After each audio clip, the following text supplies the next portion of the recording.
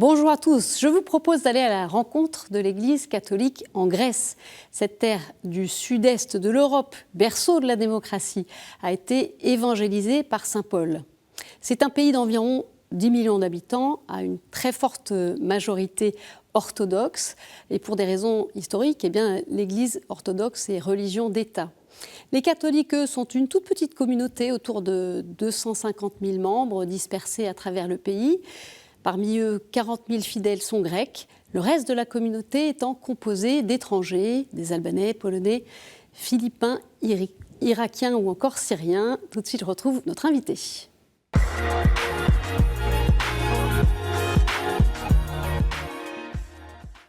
Père Pierre Salambier, bonjour. Bonjour Stéphanie.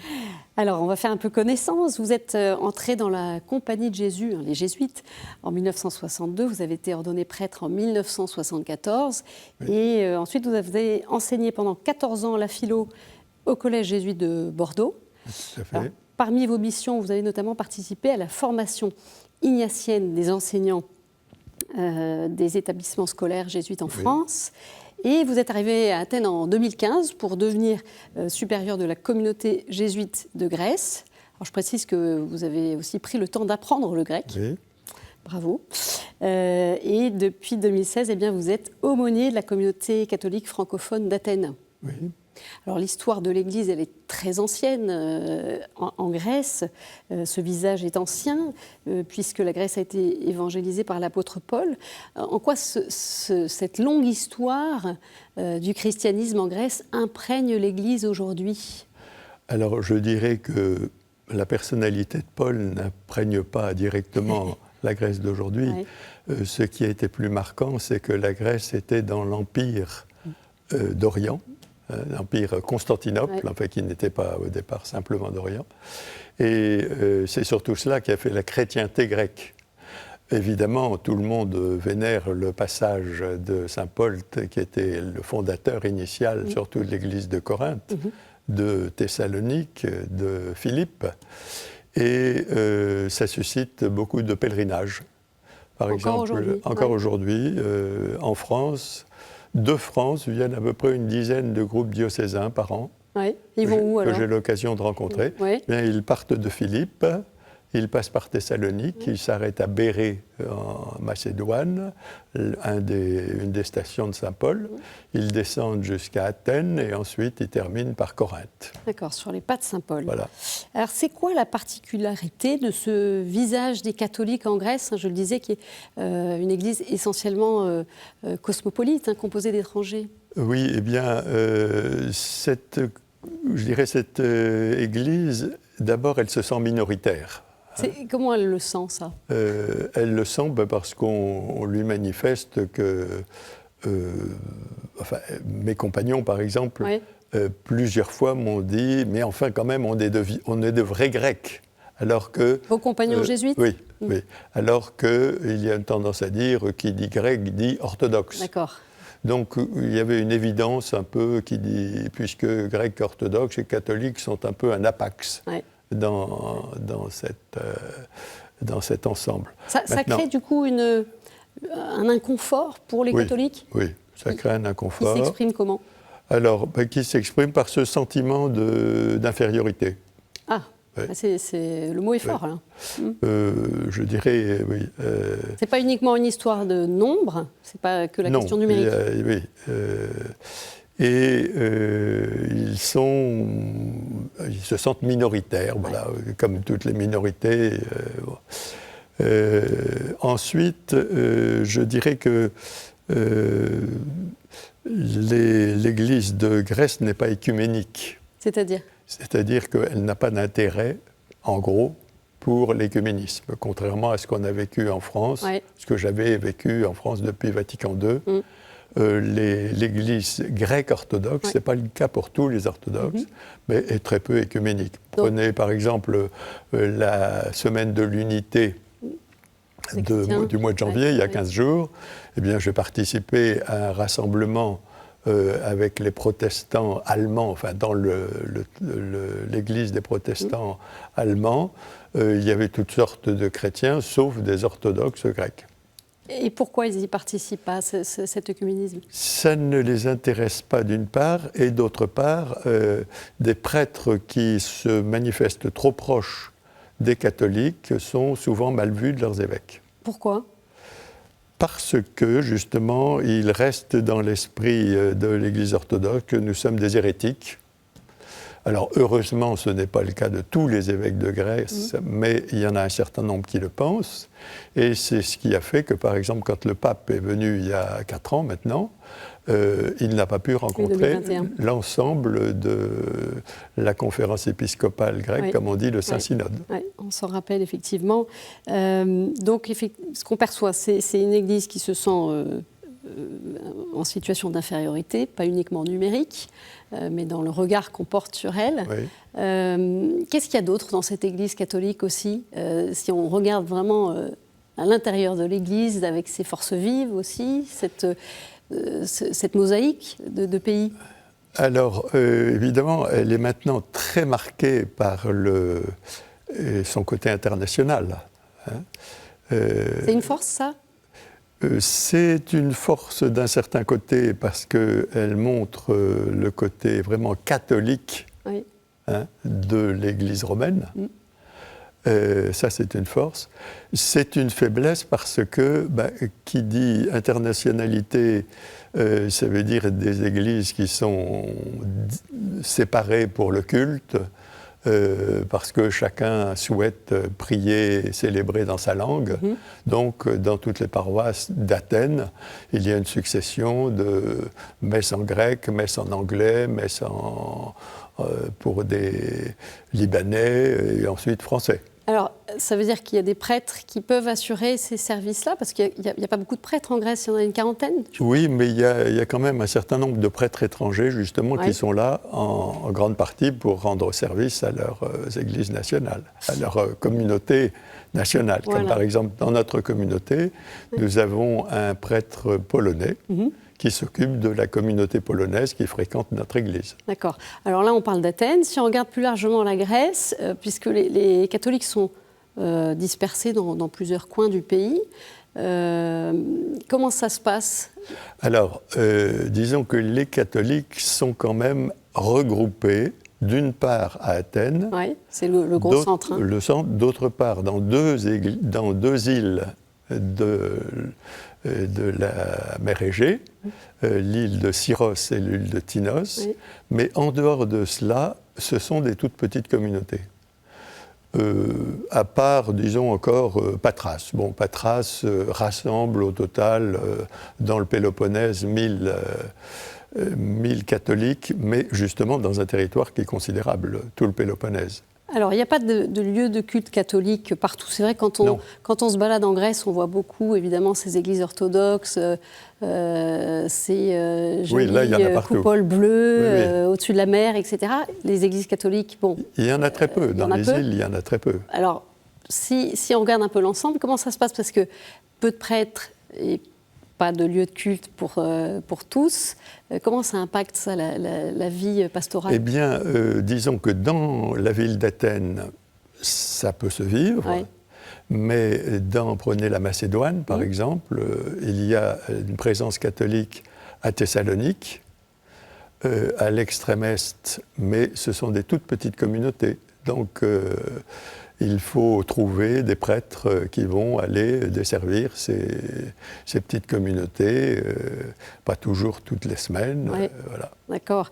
Alors du fait du faible nombre de prêtres et de religieux, les laïcs sont impliqués assez fortement? À mon avis, pas assez. Pas assez? À mon avis, pas assez. Bon. Parce qu'on compte toujours sur les prêtres pour qu'il y ait une messe à tel endroit, à tel endroit. Je pense qu'il faudrait reposer davantage sur des responsables de communautés locales, justement pour ces petites communautés. Et là-dessus, alors, est-ce que c'est quelque chose, une préoccupation pour l'Église qui réfléchit à comment les encourager? Je pense que... Qu'est-ce que vous en pensez? Je pense qu'il faudrait vraiment réfléchir à ça. Je ne suis pas sûr que ça se fasse encore, mais parce que sinon, ce qui arrive, c'est que l'on met des prêtres en charge de toutes petites communautés. Je pense par exemple à la communauté de Crète, Bon, le prêtre polonais de Crète avec qui j'ai souvent parlé me disait, moi j'ai une petite communauté surtout d'Albanais. Ouais. Bon, alors le pauvre avait appris le grec, mais il se trouve avec une petite communauté surtout albanaise. Pas de chance. Bon, et donc c'est très austère. C'est très austère. Austère. Au sens où c'est lui qui a appris le grec se trouve avec une population donc dans l'échange, qui culturellement n'a pas beaucoup de répondants, mais il assure par contre l'existence de cette communauté. D'accord, donc en termes de chaleur, de dimension un peu fraternelle, ça ne doit pas être facile. Alors c'est le début de l'année sainte comme partout. Oui. Quelles sont en Grèce les démarches, les lieux écoutez, pour le moment j'ai l'impression que c'est assez classique, c'est-à-dire qu'il y a eu dans chaque cathédrale de Grèce, ou au moins dans chacun des diocèses de Grèce, il y en a 4, une célébration d'entrée dans l'année sainte. Ça s'est fait à Athènes, j'y étais. La cathédrale, effectivement, était tout à fait pleine, très colorée, très diverse, à l'image de la catholicité en Grèce. Et les évêques, ensemble, ont publié dans le journal de l'Église catholique de Grèce, Katholiki, une présentation de l'année sainte en disant quel était le sens de l'année sainte, ce qu'on pouvait espérer de l'année sainte et du thème qui était donné. D'accord, donc un lancement et puis après... Voilà. On va voir. À suivre. Alors, l'Église catholique, elle est aussi dans les défis, elle est confrontée à celui de la sécularisation. C'est une préoccupation exprimée par Monseigneur Théodore Contidis, jésuite qui fait partie de votre communauté, qui est l'archevêque latin d'Athènes. Il s'était exprimé sur notre antenne en septembre 2023 à l'occasion des rencontres méditerranéennes à Marseille. Monseigneur Contidis y participait aux côtés d'une centaine d'évêques du pourtour méditerranéen. On l'écoute. Peut-être il faut réfléchir un peu plus sur la réalité de la sécularisation. Et quelque chose qui touche donc toute l'Église, mais qui est vu de manière différente entre l'Église orthodoxe ou l'Église catholique, l'Orient et l'Occident, entre les différentes religions. Et ça touche principalement les plus jeunes, mais il faut réfléchir sur cette question et voir un peu avec plus d'attention comment comprendre cette évolution. Alors voilà, Monseigneur Contidis qui parlait de la sécularisation à l'échelle du bassin méditerranéen. Qu'en est-il en particulier de la situation en Grèce ? Je dirais qu'elle est moins avancée qu'en Hollande. Oui. C'est-à-dire que si vous vivez... On parle du bassin méditerranéen, là, on ne remonte pas jusqu'à la Hollande. Mais pour qu'est-ce qui se passe en Grèce ? Non, mais je veux dire, je l'oppose à la Hollande parce que si vous vivez, par exemple, la Semaine Sainte en Grèce, vous ne pouvez pas l'ignorer. Oui. Toutes les églises sont ouvertes, tous les gens passent tous les Grecs vont dans une église à un moment ou l'autre. C'est visible. Et c'est très visible. On jeûne pendant la Semaine Sainte, bien sûr, donc les épiceries proposent des plats qui sont compatibles avec le jeûne.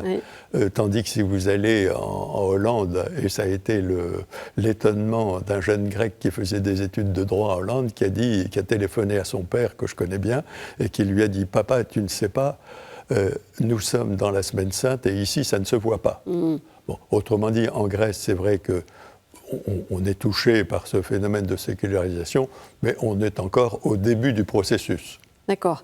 Et c'est quand même une préoccupation de ce qu'on entend de Monseigneur Contidis. Oui. Oui, mais enfin, je dirais, moi, ce qui me frappe plutôt, c'est qu'on est au début du processus. D'accord. Donc, Parce qu'il faut plutôt sortir, c'est plutôt sortir justement de cette religion d'État, ce qui s'est fait d'ailleurs à partir de l'entrée de la Grèce dans l'Europe. Et ça, c'était en question, cette sortie de l'Église oui, c'est parce que les Grecs ont dû s'adapter à la séparation de l'Église et de l'État. Alors, le plus ancien évêque de Chios, Dorothée, a participé au premier concile œcuménique de Nicée en 325 après Jésus-Christ.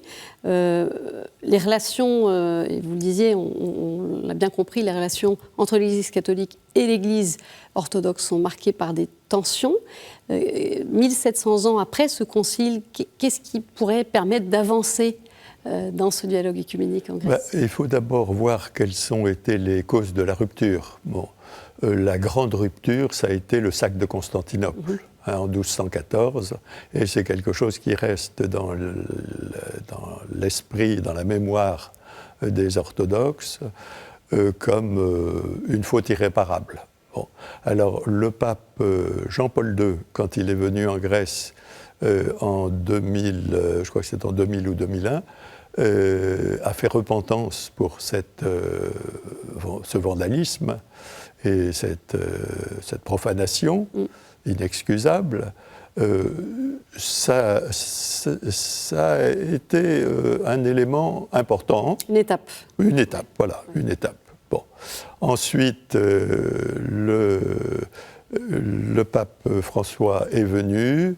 Il a fait 2 voyages en Grèce. Oui. Ouais. Alors, un qui était essentiellement consacré aux réfugiés. Oui.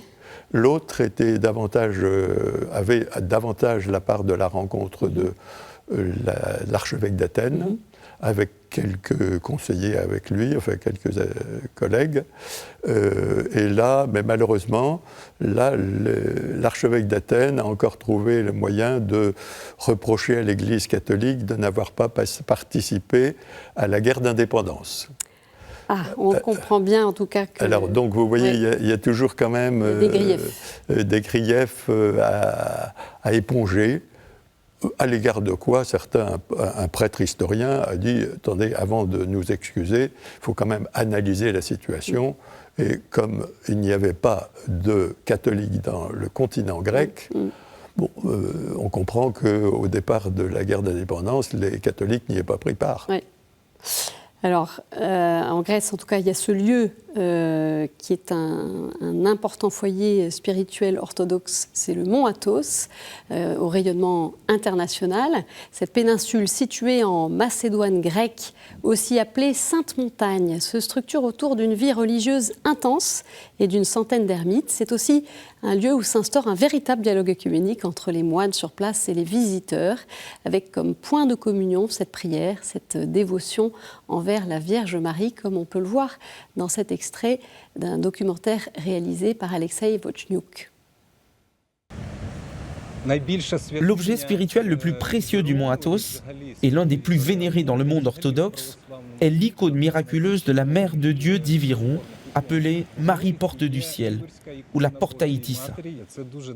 Selon la légende, cette très ancienne icône aurait été jetée à la mer par une femme pieuse de Nicée pour la protéger de la destruction par les iconoclastes.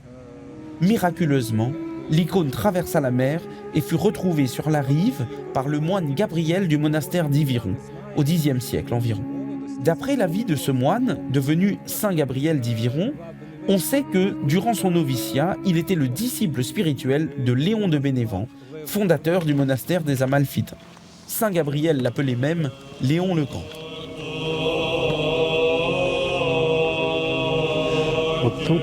Aujourd'hui, cette icône est conservée dans cette chapelle et est hautement vénérée au mont Athos. Elle est considérée comme la protectrice de la montagne sainte. Des milliers de pèlerins du monde entier viennent ici pour la vénérer.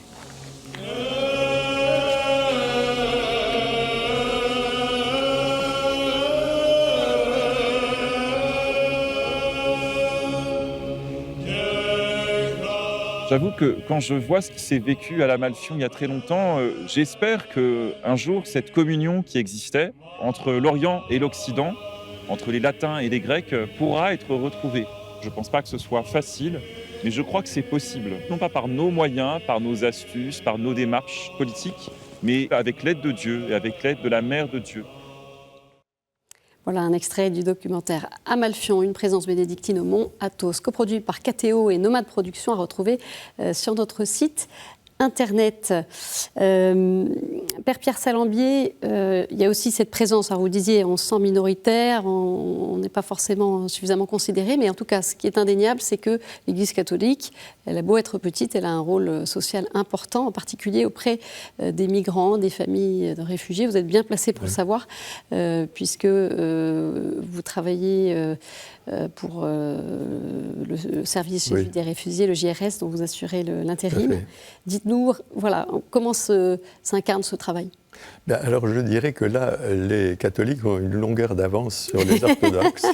Parce voilà, c'est bien. Les catholiques ont des œuvres internationales. Oui. C'est-à-dire que les catholiques sont très engagés à travers Caritas. Il y a une Caritas Grèce, une Caritas Athènes. Nous avons dans notre maison une antenne du JRS, des Jesuit Refugee Service. Et ça, je trouve que c'est une force par rapport aux orthodoxes qui ne connaissent que des initiatives soit paroissiales, soit diocésaines, mais qui n'ont pas cette culture d'organisation de la charité catholique. Nous avons aussi, alors ça c'est très important dans l'Église catholique, toutes les congrégations qui sont consacrées au service des plus pauvres. Et en Grèce, nous avons quand même 3 petites communautés de missionnaires de la charité des Sœurs de Mère Teresa qui témoignent de cela et qui sont des communautés internationales. Voilà, dans cette Grèce qui a connu, on le sait, une grave crise économique, donc oui. Qui en souffre encore sans doute pour les plus vulnérables. Une question, Père Pierre Salambier, voilà, pour continuer à mieux connaître l'Église catholique en Grèce. Quelle personnalité chrétienne grecque, passée ou présente, vous inspire ? Eh bien, écoutez, il y en a une qui m'inspire le plus, je dirais, et c'est un certain Stavros Zumboulakis, qui est président de la Bibliothèque nationale et aussi président d'une société biblique, ce qui est rarissime en grec, puisque les Grecs s'intéressent surtout, enfin les orthodoxes s'intéressent aux pères de l'Église, mais très peu aux Écritures. Et c'est grâce à lui que j'ai découvert progressivement la liturgie orthodoxe. Et l'autre point aussi, c'est que c'est un homme qui est passionné par ce qui se passe dans l'Église catholique. Merci beaucoup, Père Pierre Salambier, pour votre éclairage. On poursuit tout de suite avec quelques autres informations.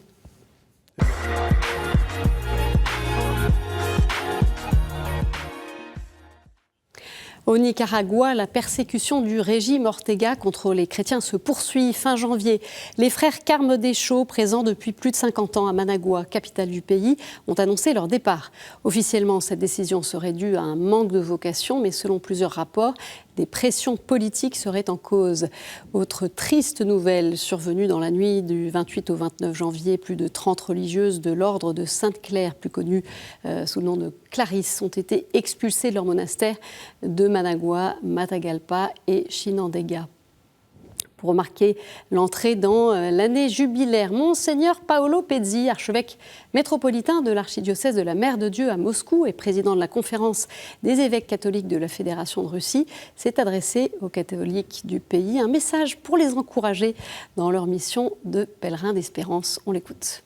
Я, дорогие братья и сестры, пожелаю всем вам войти в это паломничество жизни, вкусить снова, как здорово, как хорошо и как приятно, когда люди находятся в единстве.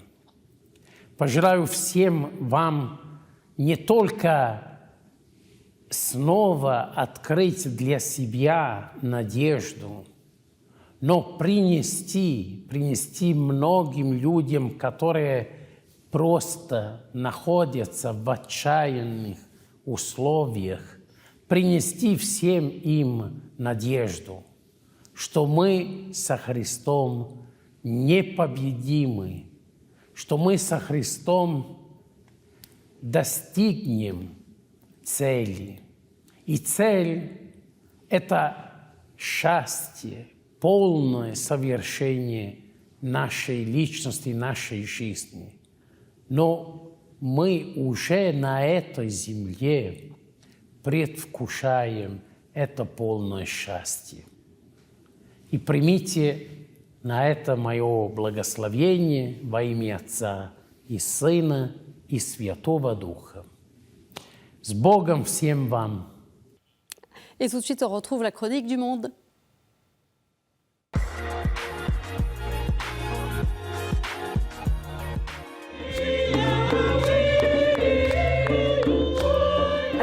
suis encore passablement émue par une fête interculturelle à laquelle j'ai participé en janvier à Québec. C'était pas une fête organisée par la ville ni par le quartier, où il y avait du gâteau, des clowns pour les enfants, mais le cœur de l'activité, c'était une grande messe, donc avec un niveau de communion, d'amitié assez profonde. L'église Notre-Dame de Recouvrance était bondée, il y avait facilement 700 personnes.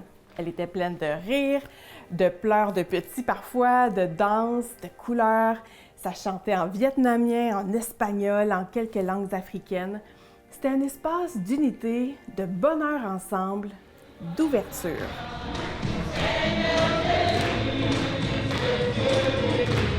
La communauté catholique est une grande famille au niveau international et ça paraît quand on se retrouve ici à Québec. Nos paroisses sont déjà en lien avec de nombreux organismes communautaires dans la région pour favoriser l'accueil des nouveaux arrivants, des nouvelles arrivantes. Près d'un Canadien sur 4 est immigrant, 23 % selon Statistique Canada en 2021. C'est pas une donnée qui me surprend quand je regarde une paroisse typique de chez nous, en ville, de plus en plus en région aussi. Les gens de partout dans le monde sont là.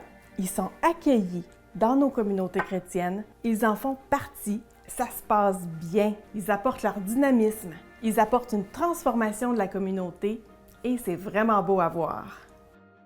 Et voilà, c'est la fin de cette édition. Merci de l'avoir suivie. Vous pouvez la retrouver sur notre site, nos réseaux sociaux et sur KTO Radio. Je vous souhaite une très bonne semaine et je vous dis à jeudi.